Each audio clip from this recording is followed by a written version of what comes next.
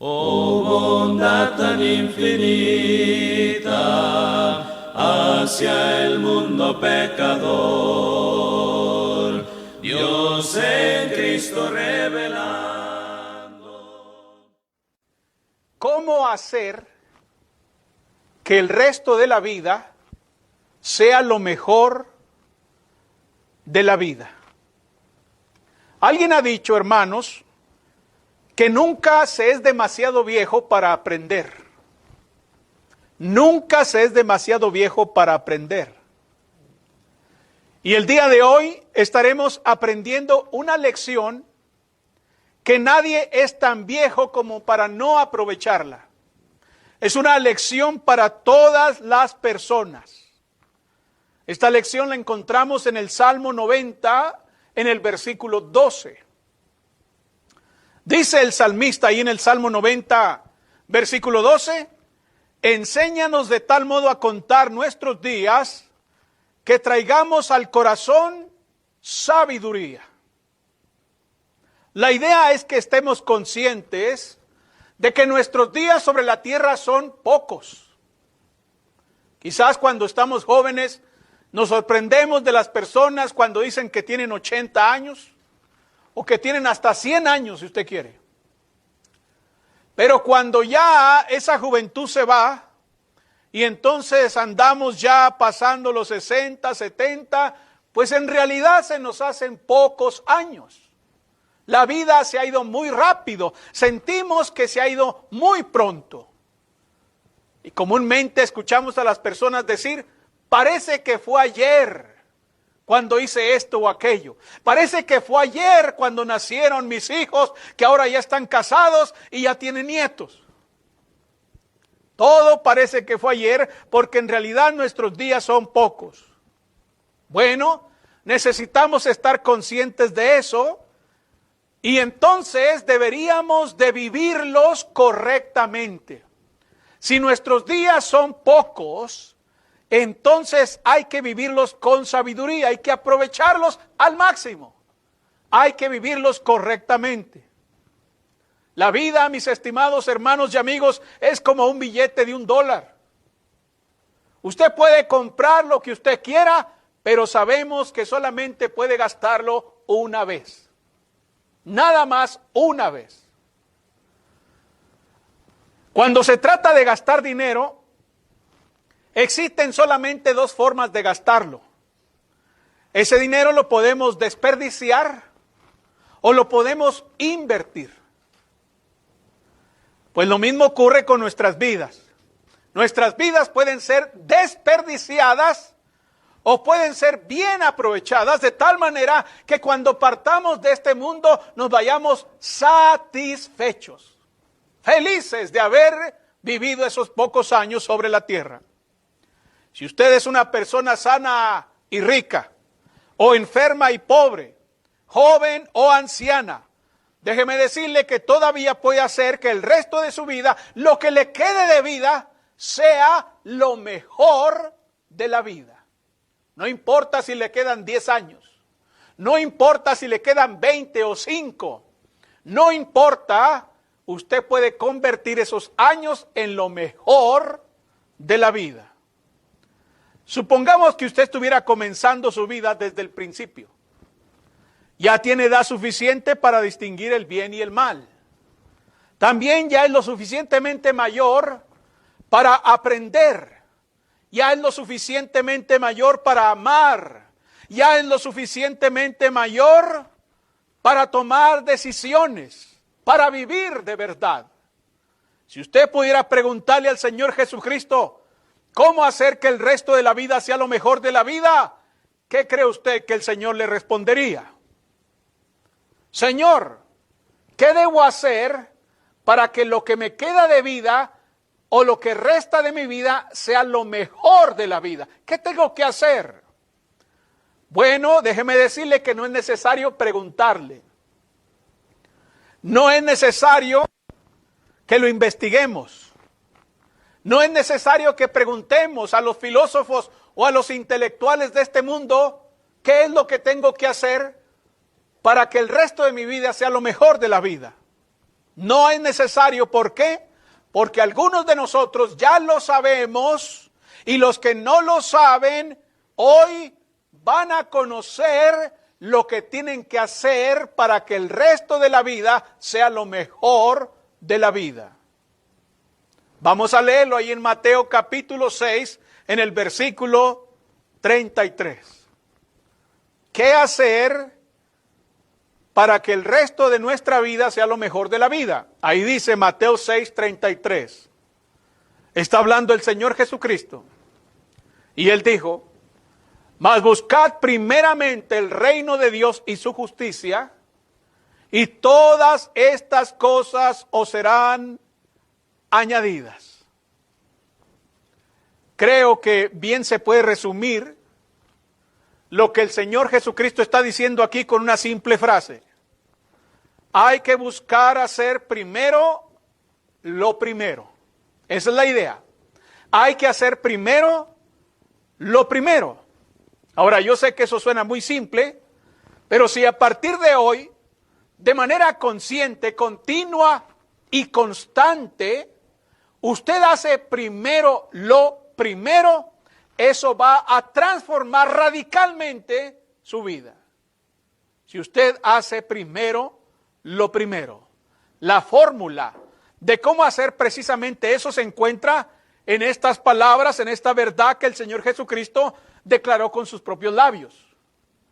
Así que mientras consideramos las palabras del Señor, tengamos en mente esta pregunta: ¿cómo hacer que el resto de la vida sea lo mejor de la vida?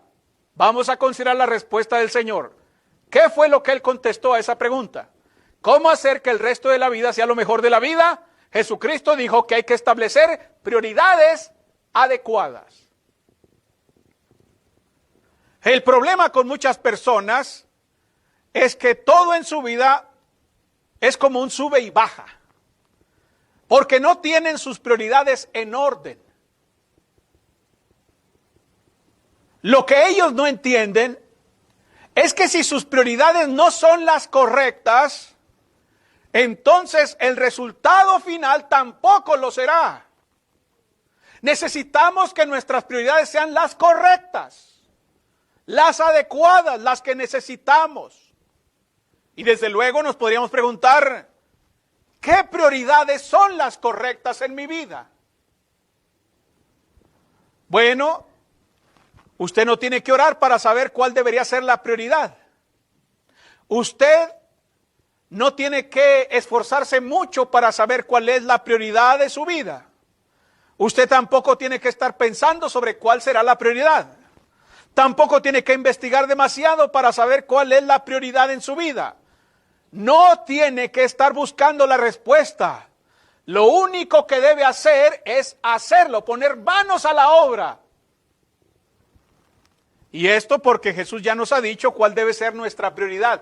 La prioridad de toda persona en el mundo, no importa la edad que tenga, no importa si es pobre o rico, no importa si está sano o es enfermo, Él dijo: buscad primeramente el reino de Dios y su justicia. Ahí está la prioridad de toda persona en este mundo.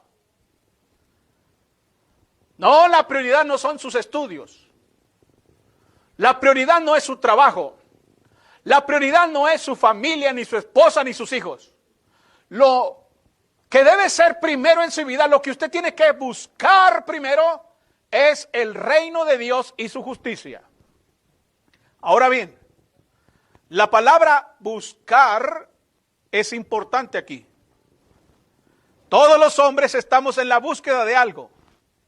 Y según el contexto en las palabras del Señor Jesucristo, todos buscamos o procuramos, ¿qué cosa? Comida, bebida y vestido. Eso es lo que todos buscamos. Cosas que son de suma importancia para todo ser humano. Desde que nacemos. Y aun cuando no sabemos hablar, ni tenemos la capacidad para trabajar, ni para caminar, lo que hacemos es llorar para tener esas cosas. ¿Qué hace un bebé cuando tiene hambre? ¿Qué hace un bebé cuando tiene frío? ¿Qué hace un bebé cuando tiene sed? No habla, no camina, no trabaja, pero entonces llora. Y llora de una manera descontrolada. De tal suerte que las madres, sean inexpertas o no, dicen, tiene hambre, tiene frío, tiene sed. Porque desde que nacemos buscamos esas cosas. Y así será el resto de nuestra vida. Quizás no seguimos llorando, ¿verdad? Yo ya no lloro cuando tengo hambre, ni cuando tengo frío. Quizás no seguimos llorando, pero sí estamos constantemente ocupados por obtener sustento y abrigo. Vea usted en qué se ocupa la gente todos los días. Se ocupan precisamente en muchas actividades para tener esas cosas. Invertimos mucho de nuestro tiempo y nuestro dinero para hacernos de esas cosas. Es algo que hacemos continuamente y así lo seguiremos haciendo hasta el día en que partamos de este mundo. Bueno, el Señor Jesucristo dice que por encima de esas cosas necesarias y valiosas para nosotros, debemos buscar primero el reino de Dios y su justicia. Antes que el alimento, antes que la bebida, antes que el vestido, antes que las cosas que son valiosas para nosotras en este mundo, lo primero que tenemos que buscar es el reino de Dios y su justicia. Esa es la prioridad correcta. Jesús está diciendo que continuamente busquemos el reino de Dios y su justicia. Está diciendo que invirtamos de nuestras fuerzas para encontrar el reino de Dios y su justicia y hacernos de esto que es más importante que la comida, la bebida y el vestido. Cada día de nuestra vida debemos estar buscando el reino de Dios y su justicia. Cada día, desde que nos levantamos, desde que estamos activos, lo primero que tenemos que buscar es el reino de Dios y su justicia. Ahora bien, para buscar el reino de Dios, primero debemos buscar al Rey. Eso es lo primero que debemos hacer. Porque no se puede tener un reino si no tenemos un rey. Un reino sin un rey, pues no es reino. Para buscar el reino de Dios, necesitamos buscar al Rey del reino. ¿Sabía usted que la fe es más importante que dar por sentado a Jesucristo? Muchos damos por sentado a Jesús. Lo damos por hecho, lo damos por sentado. Pero la vida de fe, la verdadera fe, comienza o consiste en buscar al Señor Jesucristo. En eso consiste la fe. El Señor Jesús no es simplemente alguien a quien aceptamos pasivamente. No es como decir, sí, yo creo en Jesús y ya. No. Más bien, es alguien a quien buscamos activamente.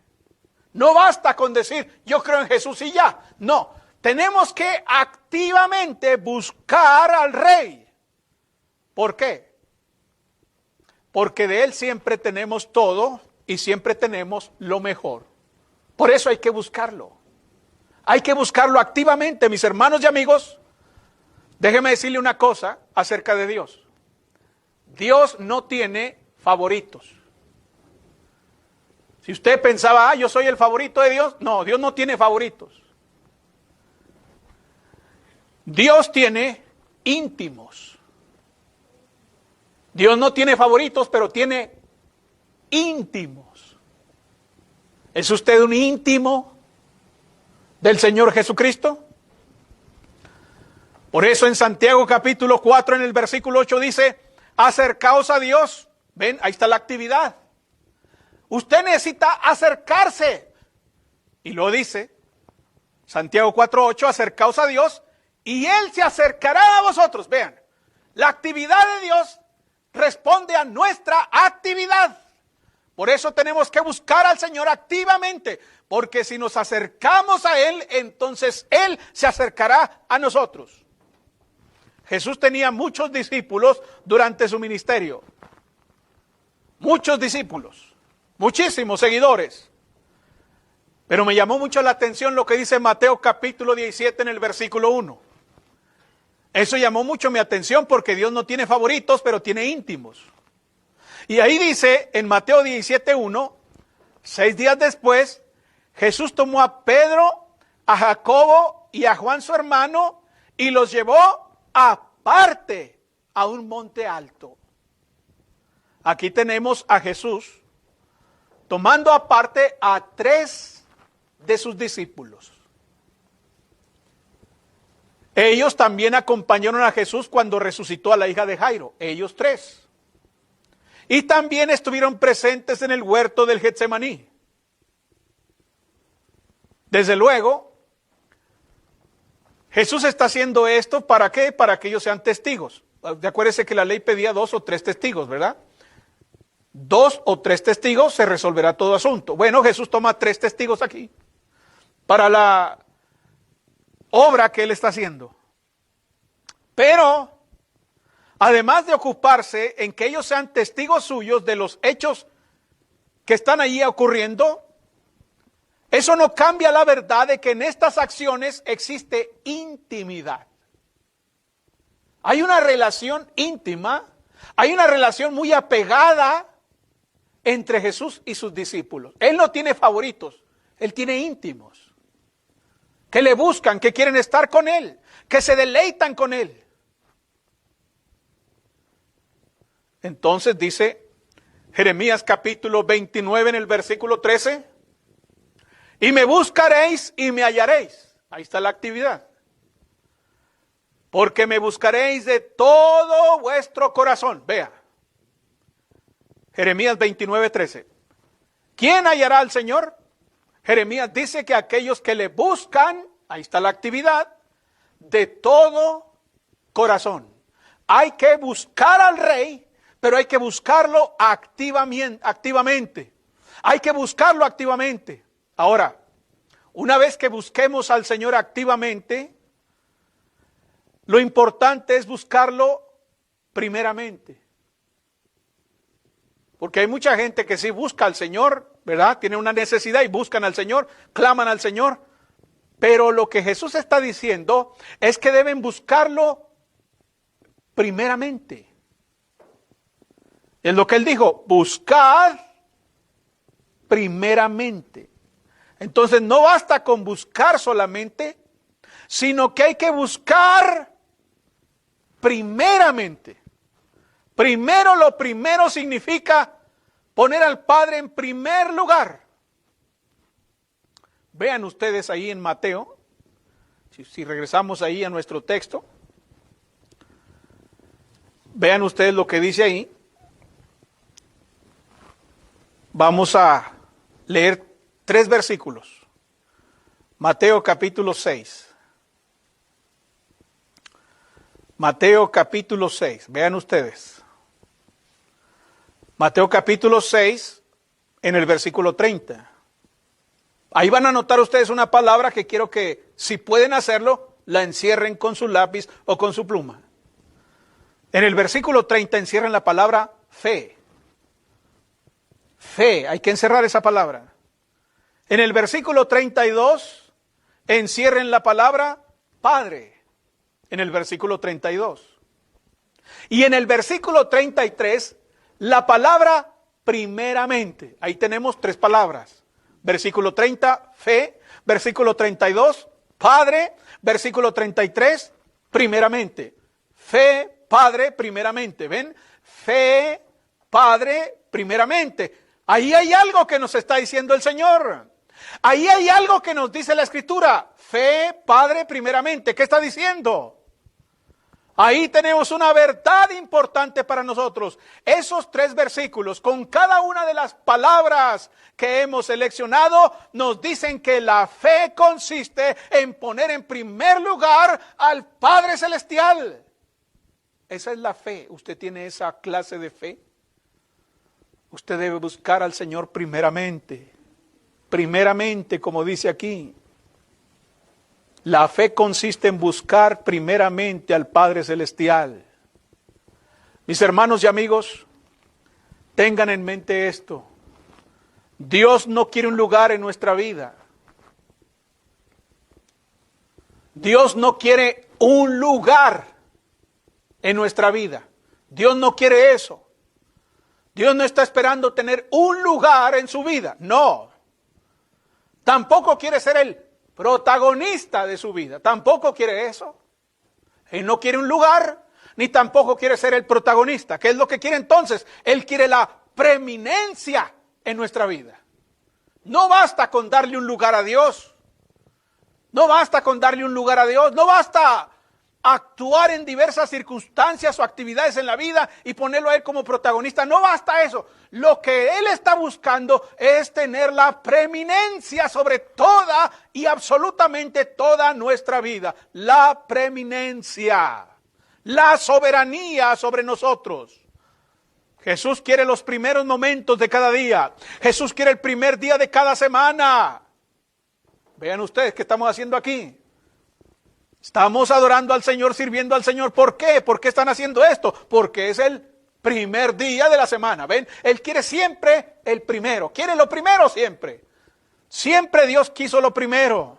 Quiere la primera parte de todo. Las primicias que pedía en el Antiguo Testamento. Tráigame las primicias. Quiero al primogénito. Todo lo quiero primero. Y yo también quiero ser el primer lugar en su vida. Él quiere lo primero de usted siempre. Él quiere siempre ser el primero. Al Señor Jesucristo no le interesa ser el primer finalista de su concurso de belleza. Él no quiere eso. No está interesado en ser el vicepresidente de su corporación. Él no quiere tampoco eso. No está interesado en ser el segundo al mando en su ejército. Él no quiere eso. Él quiere ser el rey en el trono de su corazón. Él quiere ser el dueño absoluto de todo lo que usted tiene. De su alma, de su vida, de todo. Al Señor Jesucristo le interesa entonces la preeminencia. Ahora bien, Él quiere ser el rey. No solo debemos buscar al Señor, sino que debemos buscar al reino. El reino de Dios debe ser la obsesión de nuestras vidas. ¿Qué significa la palabra reino? Bueno, algunos piensan en una institución, ¿verdad? Una institución. Pero la palabra reino, cuando dijo Jesús, buscad primeramente el reino, no se refiere a un objeto, a una cosa. Más bien se refiere a una condición. La palabra reino significa entonces gobierno o reinado. Lo que él está diciendo es, busca el reinado de Dios sobre ti. Busca que Él gobierne tu vida. Un reino es un lugar donde gobierna un rey. Buscar el reino de Dios es buscar el gobierno sobre nuestras vidas.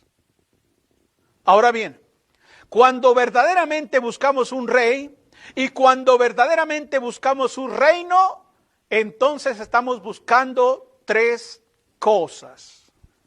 Cuando yo busco un rey y un reino, estoy buscando tres cosas. En primer lugar, estoy buscando la gloria del rey. Cada parte de nuestra vida, cada minuto y momento de nuestro tiempo, cada gramo de nuestras fuerzas, cada músculo y fibra de nuestro cuerpo, deben ser entregados ¿para qué? Para la gloria del rey. Eso es lo que yo busco. El apóstol Pablo dijo en 1 Corintios capítulo 10 en el versículo 31. Si pues coméis o bebéis o hacéis otra cosa, hacedlo todo para la gloria de Dios. ¿Ven? ¿Qué es lo que yo busco cuando busco el reino de Dios? Busco glorificar al rey. Cuando usted empieza a buscar primeramente el reino de Dios, usted va a buscar glorificar al rey. Cualquier cosa que haga, sea que coma, sea que beba, cualquier otra cosa que haga, siempre usted tiene que tener presente, esto que voy a hacer es para la honra y la gloria del rey.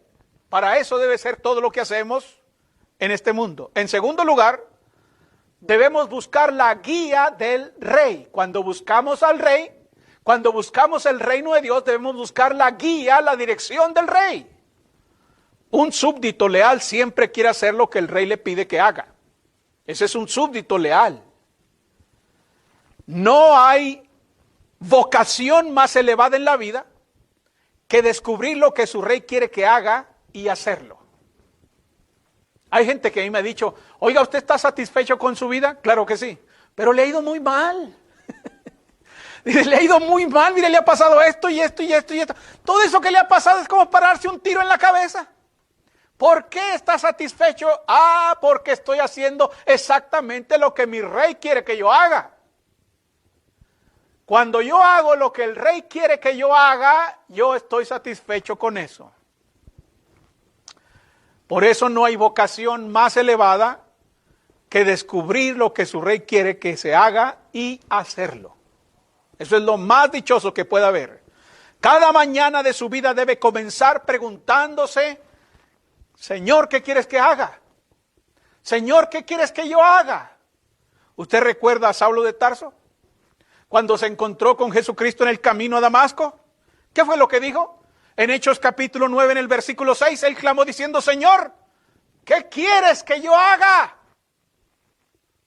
Él quería la dirección del rey, quería la dirección del Señor, del soberano, quería ser dirigido por él. Y cuando nosotros buscamos primeramente el reino de Dios, entonces debemos buscar glorificar al Señor y debemos buscar su dirección, su guía. ¿Qué quieres que haga? En tercer lugar, debemos buscar el gobierno del rey. Un súbdito leal desea ser controlado por el rey, ser gobernado por el rey. Ahora, quizás algunos pudieran pensar, pero eso no es esclavitud. O sea, usted está promoviendo la esclavitud. Bueno, solamente puedo decirle que la mayor libertad que el mundo puede experimentar, y escúcheme bien esto que voy a decir, la mayor libertad que el mundo pueda experimentar, o que pueda tener, o que pueda gozar, es la de ser gobernados por el amo correcto. ¿Cómo es eso? Muchos pensadores dirán, pero usted está loco. Se supone que la libertad es no ser controlados por nadie. Bueno, esa libertad no existe. Esa libertad no existe. Entonces dicen, no, espérese, es como no, yo soy libre porque a mí nadie me controla, a mí nadie me dice, no es cierto. Esa libertad no existe, eso es mentira. Ese es un sueño, esa es una idea loca que a alguien se le ocurrió. Mire, desde el punto de vista espiritual, la Biblia dice en la primera carta de Juan, en el capítulo 1, en el versículo 19, con toda claridad y precisión, en la primera carta de Juan 1:19, el apóstol Juan dijo, sabemos que somos de Dios y el mundo entero está bajo el maligno. ¿Bajo quién está el mundo entero? Bajo el maligno. ¿Son libres? Aquellos que dicen, yo soy libre y hago lo que se me pega la gana. Si quiero tomar, tomo. Si quiero fumar, fumo. Si quiero drogarme, me drogo. Si quiero fornicar, fornico. Si quiero hacer esto, lo hago. Soy libre. No es cierto. Usted es un esclavo del pecado. Porque todo aquel que hace pecado, esclavo es del pecado. Usted no es libre. Si usted no es cristiano, usted no es libre. Usted tiene un amo. Usted está bajo la potestad de Satanás. Entonces no es libre. Por eso, reitero que la mayor libertad que el mundo puede experimentar es el estar bajo el amo correcto, y el amo correcto es el Señor Jesucristo. Él es el amo correcto.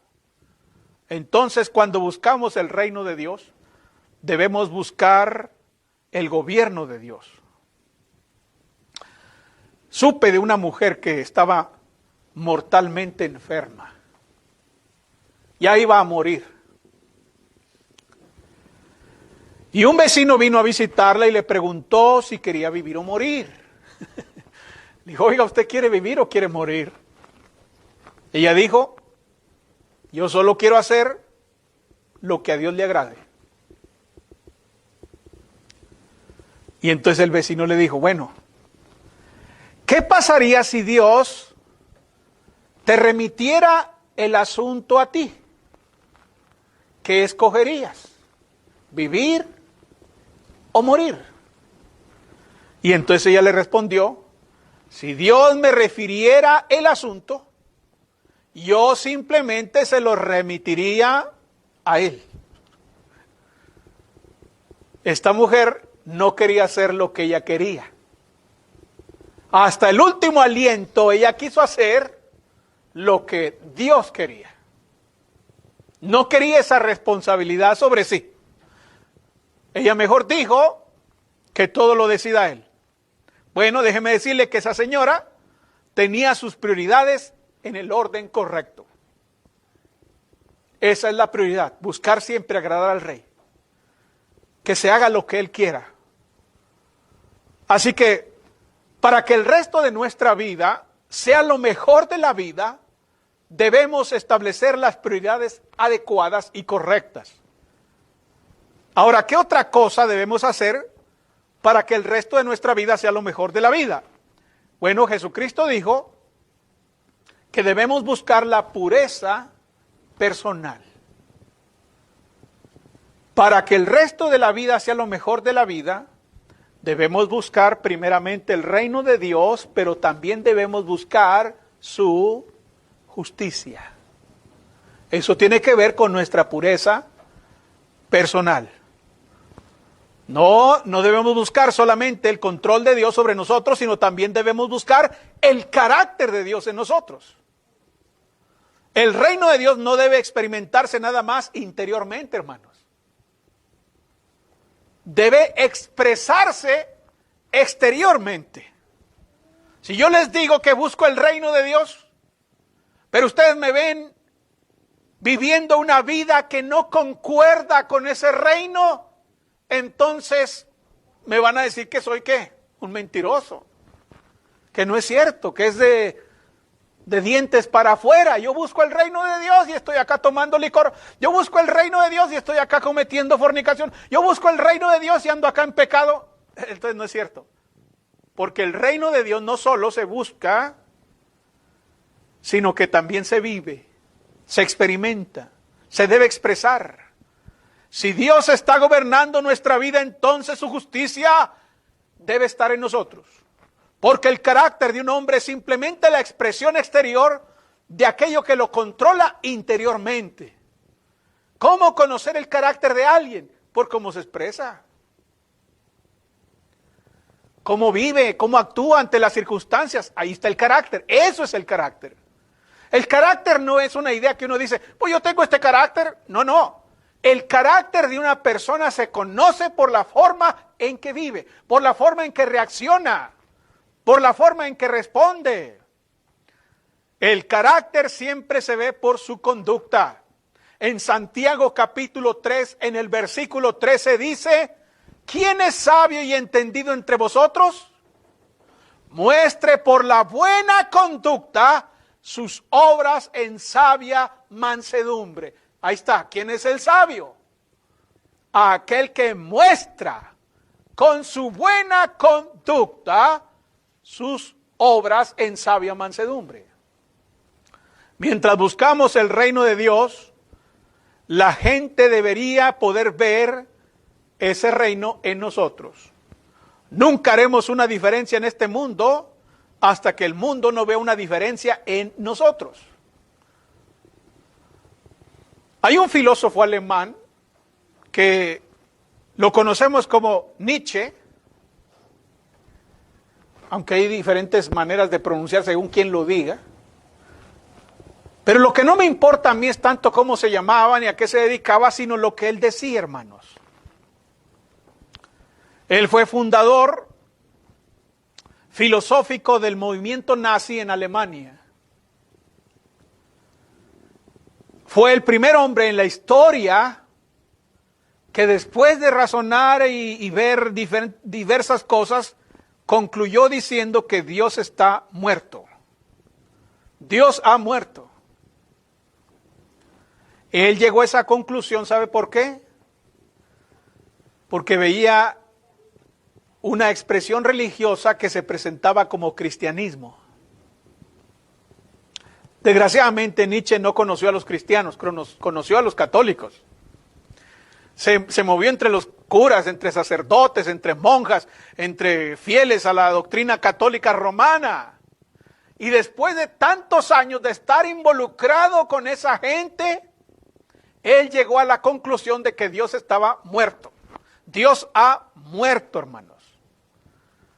Él dijo, si quieres que crea en tu Redentor, tendrás que mirarte un poco más redimido. Él no veía la redención en la gente religiosa que le rodeaba. Y entonces llegó a la conclusión de que Dios está muerto. Bueno, eso nos dice, hermanos, que la verdadera característica de un cristiano es que hace que a otros les resulte más fácil creer en Dios. Eso es lo que tenemos que hacer nosotros. Buscar la justicia es vivir de tal manera que a la gente le sea más fácil creer en Dios. Pero cuando nosotros no mantenemos esa pureza, cuando nosotros no vivimos de acuerdo a los estándares del Señor, entonces a la gente que no es cristiana les es muy difícil y hasta imposible llegar a creer en Dios. ¿Sabían ustedes, recuerdan más bien aquella exhortación que hizo Jesús a los fariseos y a los escribas que estorbaban en la puerta del reino? Estorbaban, hermanos. Ni entraban ellos al reino, ni dejaban entrar a los que sí querían entrar. ¿Y por qué estorbaban? Bueno, sabemos que el reino de Dios no es una puerta literal, pero eso dice que hay gente que con su conducta y su hipocresía no dejan entrar a los que sí quieren entrar. Hay gente allá afuera que sí quiere a Dios. Hay gente allá afuera que sí quiere ser salva. Hay gente allá afuera que quiere el evangelio, que quiere acercarse a Dios, pero no ve por ninguna parte a sus representantes. Y a los que dicen que son, pues no le convencen, le desaniman, le desalientan. Dice, voy a ir a esa iglesia, pero pues ahí todos... Yo no veo gozo, no veo alegría, no veo, veo pura tristeza, pura llanto, pura tragedia, pura gente pues enojada, molestos, malacarientos, pura cosa que no me agrada pues. Entonces mejor no voy. Bueno, precisamente hermanos, porque no estamos buscando la justicia de Dios, es que estamos estorbando para que otros entren al reino de Dios. ¿Qué significa buscar la justicia de Dios? Bueno, en primer lugar, hay que desear la justicia. Hay que desearla. Debemos desearla. Así como cada uno de nosotros hacemos lo que realmente queremos, también es cierto que somos lo que realmente queremos ser. Somos lo que queremos ser. En Mateo capítulo 5, en el versículo 16, Jesús dijo, bienaventurados los que tienen hambre y sed de justicia, porque ellos serán saciados. ¿Ven? Necesitamos desear. Necesitamos tener hambre y sed ¿de qué? De justicia. Para buscar la justicia de Dios tenemos que desearla. La idea es que como un hombre hambriento desea el alimento y un hombre sediento desea beber agua, así debemos desear vivir rectamente delante de Dios y de los hombres. Buscar la justicia es desear la justicia, es reflejar la justicia. En segundo lugar, debemos reflejar la justicia. Nuestro texto dice, fíjese bien lo que dice, buscad primeramente el reino de Dios y ¿qué? Fíjese en esto, su es la primera palabra. Antes de la palabra justicia dice su, y eso es interesante. Hay que buscar su justicia. Dios no está interesado en mi justicia. Dios no está interesado en nuestra justicia, porque nuestra justicia es imperfecta. Nosotros nos podemos mostrar justos a los hombres con nuestra justicia, hermanos. Sin embargo, en Mateo capítulo 23, versículo 28, había hombres que se mostraban justos a los hombres. Se mostraban justos. Parecían justos. Usted los veía y decían, estos son hombres justos. Pero Jesús les dijo que por dentro estaban llenos de hipocresía e iniquidad. Entonces nuestra justicia no es lo que estamos buscando. Porque la justicia del hombre es aparente, no es estable, no es constante, es momentánea, hermanos. Mi justicia es muy imperfecta. Yo puedo ser justo en diversas cosas y puedo ser injusto en otras. Por ejemplo, si hay un asunto de beber licor, vamos a decir que alguien me invita, hoy vamos a echarnos una cerveza, yo inmediatamente le voy a decir que no. No. Yo puedo decir, yo soy un hombre justo, vean, no estoy tomando licor. Pero por otro lado, quizás se presenta otra circunstancia donde sí caigo, donde sí tropiezo. ¿Qué pasó con mi justicia? Se fue. Se acabó. Nuestra justicia es imperfecta. Por eso no debemos buscar nuestra justicia. No debemos buscar ser los bien portados de El Paso, Texas. ¡No! Aquí hay gente bien y respetable, ¿no? En El Paso. Gente bien. Así les dicen, gente bien. ¿Qué es gente bien? Pues gente que es muy amable, muy respetuosa, incluso pueden ser muy buenos, que ayudan a los demás, etcétera. Pero la Biblia dice que aún esas personas que son buenas y respetables son pecadores perdidos que van al infierno, por cuanto todos pecaron y están destituidos de la gloria de Dios. Así que no debemos buscar nuestra justicia. Lo que tenemos que buscar es la justicia de el Señor. Buscad el reino de Dios y su justicia, no la nuestra. Bueno, ¿y eso es posible? Claro que sí. Eso es posible. Dios no está interesado en lo que nosotros podemos hacer por Él. Lo que Dios está buscando, lo que Dios le interesa es lo que Él puede hacer a través de nosotros. Eso es lo que Dios quiere. Él no busca a ver qué puede hacer Lorenzo Luébano por mí. No tiene necesidad de mí. Él lo que está buscando es saber qué puede hacer Él a través de mí. Eso es lo importante, qué puede hacer a través de mí. Será un gran día cuando aprendamos la diferencia entre nuestra justicia y la justicia de Dios. Pablo, después de ser salvo, dijo exactamente eso que estoy diciendo. En Filipenses capítulo 3, en el versículo 9. Él dijo, y ser hallado en Él, fíjese bien, y ser hallado en Él, no teniendo mi propia justicia, que es por la ley, sino la que es por la fe de Cristo, la justicia que es de Dios por la fe. ¿Ven? Sí, ciertamente Pablo era una persona muy celosa de la ley, pero él dijo, no, yo no quiero ser hallado en Él teniendo mi propia justicia, porque en realidad es vana. Él quiere la justicia que es por la fe en Cristo Jesús. Entonces quiero que aprendamos una lección sobre la justicia. Pues para gozar de ella, Dios debe justificarnos.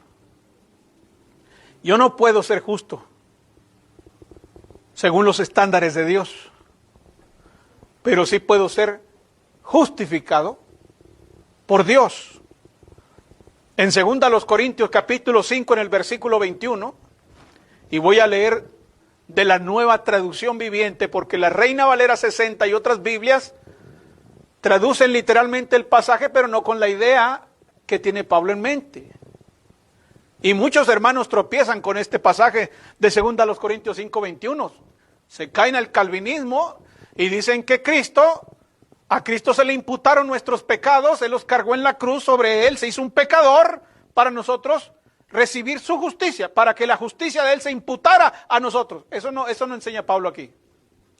¿Qué es lo que está diciendo Pablo en 2 Corintios 5, 21? Por eso voy a leer la Nueva Traducción Viviente, que ella traduce con el sentido correcto el pasaje. Dice, pues Dios hizo que Cristo, quien nunca pecó, fuera la ofrenda por nuestro pecado, para que nosotros pudiésemos estar en una relación correcta con Dios por medio de Cristo. Esa es la idea. Cristo fue hecho pecado, es decir, Cristo fue hecho la ofrenda por nuestro pecado. Él es la ofrenda por nuestro pecado. Así como los judíos antes, para aplacar la ira de Dios, ofrecían una ofrenda, un cordero de 1 año de nacido sin defecto. Jesucristo es el Cordero de Dios que quita el pecado del mundo.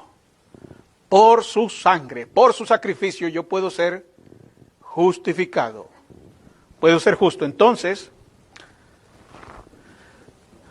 para que el resto de nuestra vida sea lo mejor de la vida, debemos establecer las prioridades correctas. Buscar primeramente el reino de Dios y buscar nuestra pureza personal, buscar su justicia. En tercer lugar, debemos ver la prosperidad prometida. El texto dice, buscad primeramente el reino de Dios y su justicia, y todas estas cosas os serán añadidas. Hay que buscar entonces, o hay que tener en mente la prosperidad prometida. Él dijo que si buscamos su reino y su justicia, todas estas cosas os serán añadidas. Él dijo eso.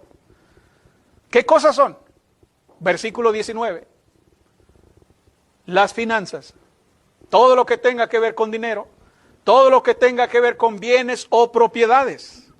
Eso es exactamente de lo que está hablando cuando dice todas estas cosas. Ve, ahí está en el contexto. Vamos a leer el contexto en el versículo 19.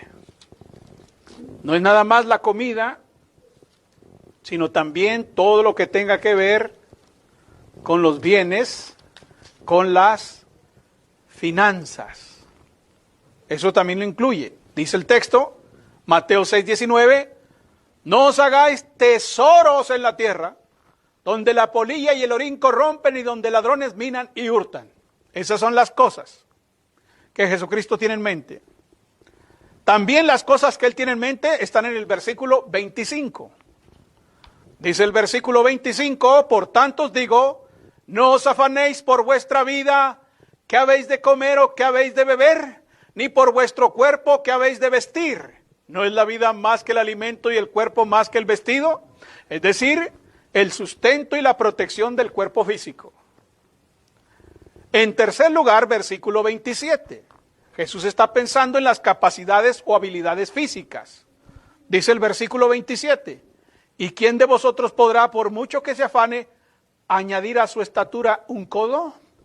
Hablando de la capacidad o habilidad física. Y en cuarto lugar, versículos 27 al 29, las modas.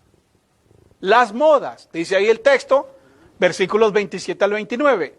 ¿Y quién de vosotros podrá, por mucho que se afane, añadir a su estatura un codo? Y por el vestido, ¿por qué os afanáis? Considerad los lirios del campo, cómo crecen, no trabajan ni hilan.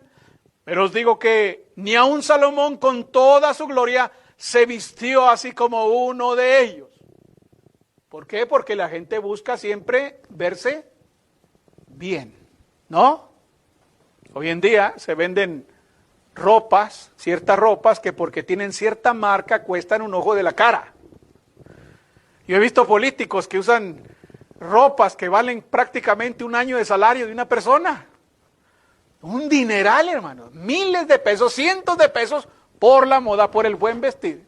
Y dijo Jesús, miren los lirios del campo, ni aun Salomón, con toda su gloria, ni aun él se vistió como uno de ellos. Eso quiere decir que las cosas que estaban en la mente de las personas es las modas, el verse bien, hermano, traer buena ropa. Las finanzas, el sustento, la protección del cuerpo, las capacidades o habilidades físicas y la moda son las cosas que el hombre busca. Ahora, alguien podría estar pensando, bueno, pues ser cristiano es un tremendo negocio.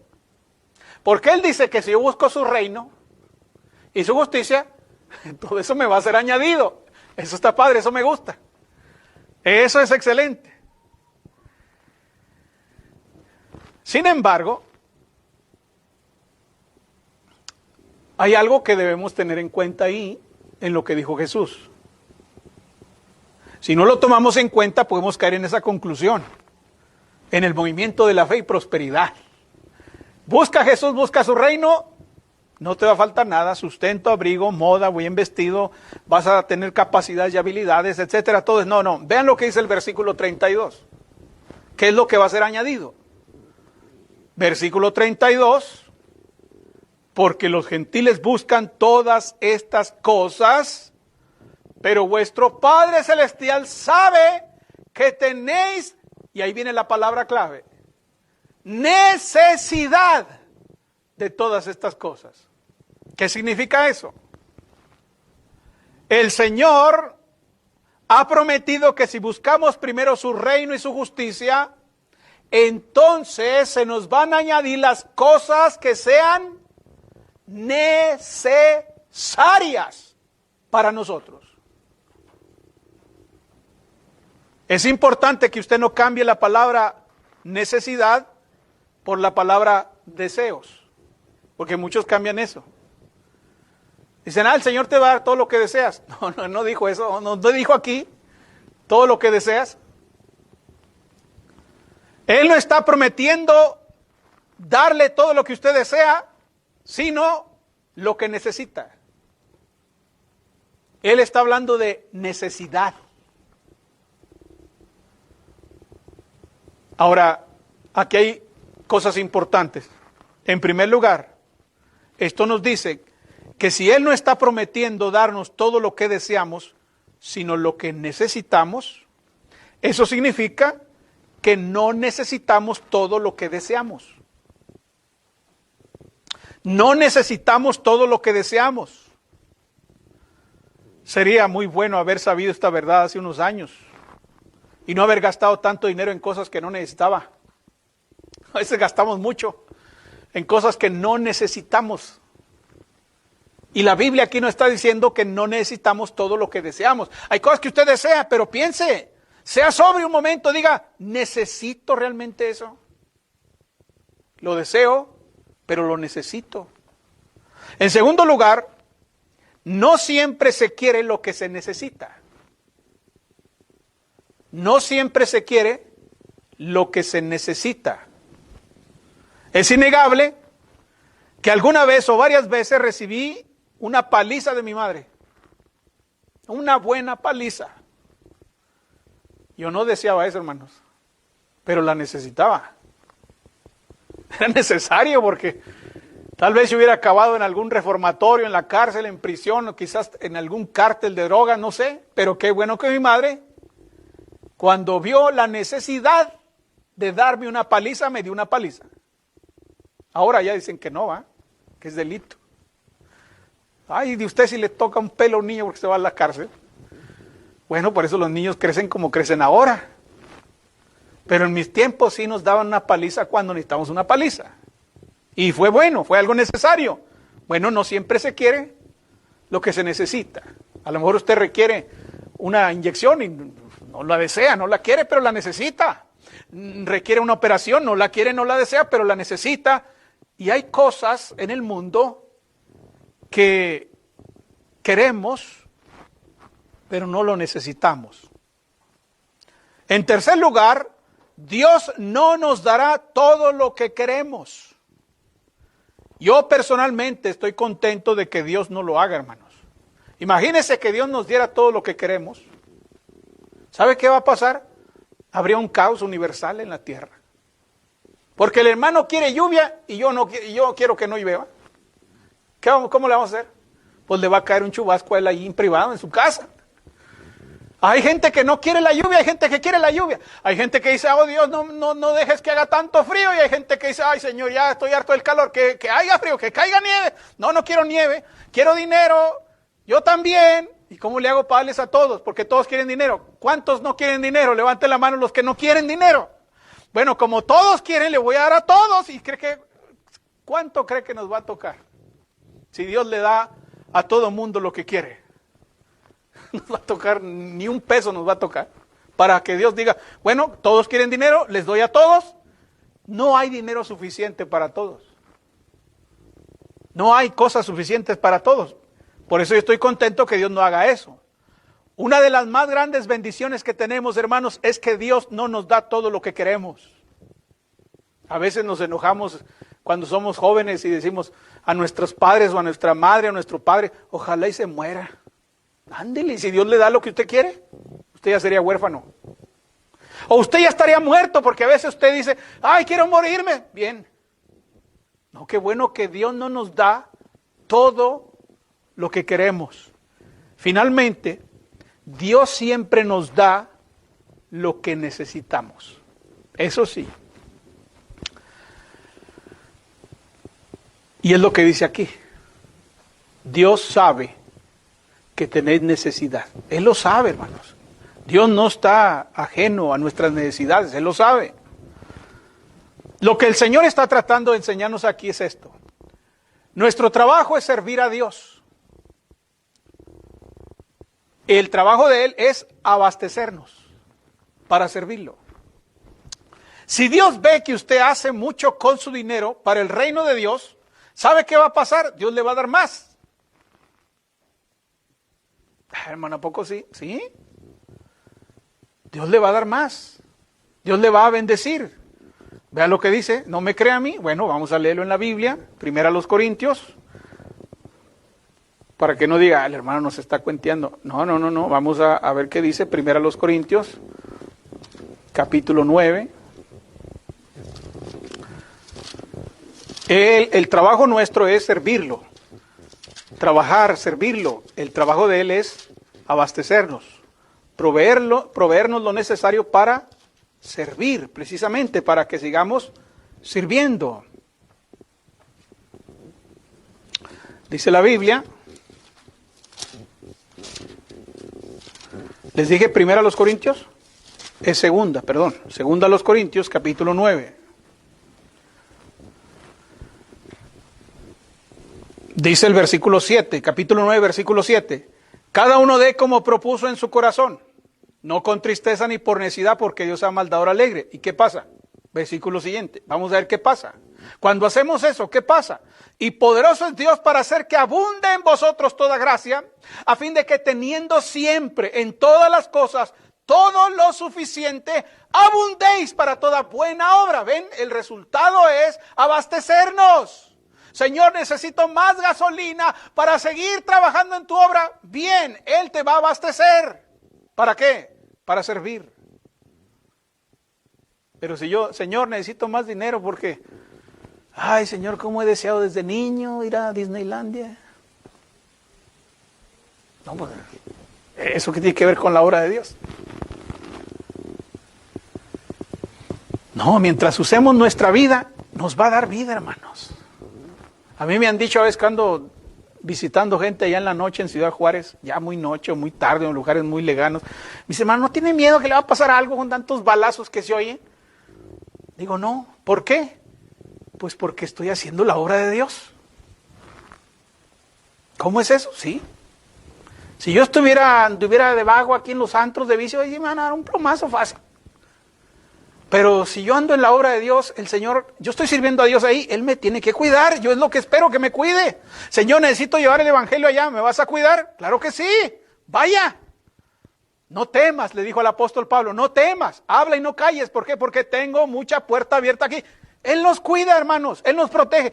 Nuestro trabajo es servirlo, entregarnos a Él, que Él sea el primero, y Él nos va a abastecer para que sigamos siendo productivos en la obra de Dios. Y eso es exactamente lo que debemos hacer. Y cuando hagamos eso, ¿qué cree usted que va a pasar con el resto de nuestra vida?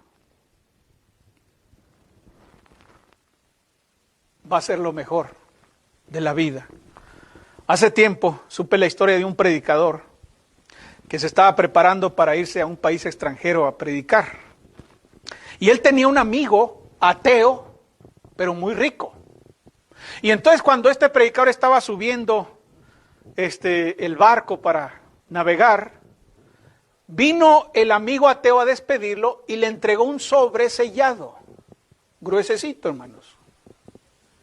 El predicador le dio las gracias, se le echó la bolsa, se fue. 5 años después regresó el predicador de su obra. Y el amigo vino a encontrarlo y cuando estaba bajando del barco, el predicador le regresó el sobre, el mismo sobre y sellado. Y entonces el amigo le dijo, oye, yo te di ese sobre para que en caso de una necesidad, en algo que te pasara allá donde andas, pues lo abrieras. ¿Qué pasó? Bueno, el predicador le dijo, muy fácilmente, de una manera muy sencilla, con Dios, nunca he venido a un lugar donde yo no sepa a quién acudir ni qué hacer. Porque mientras estamos ocupados en su servicio, hermanos, Él proveerá. ¿Y va a proveer para qué? Para que el resto de nuestra vida sea lo mejor de la vida. Así que, ¿quiere usted hacer del resto de su vida lo mejor de la vida? ¿Cuántos años cree usted que va a vivir en este mundo? Bueno, permita que Jesucristo sea su Señor y que sea lo más importante en su vida, lo más importante. Viva cada momento de la vida para Él y con Él, y Él se cargará del resto. Y entonces, y solamente entonces, el resto de nuestra vida será lo mejor de la vida. Puestos de pie, vamos a dejar lugar a nuestro hermano. Oh bondad tan infinita hacia el mundo pecador, Dios en Cristo revelado.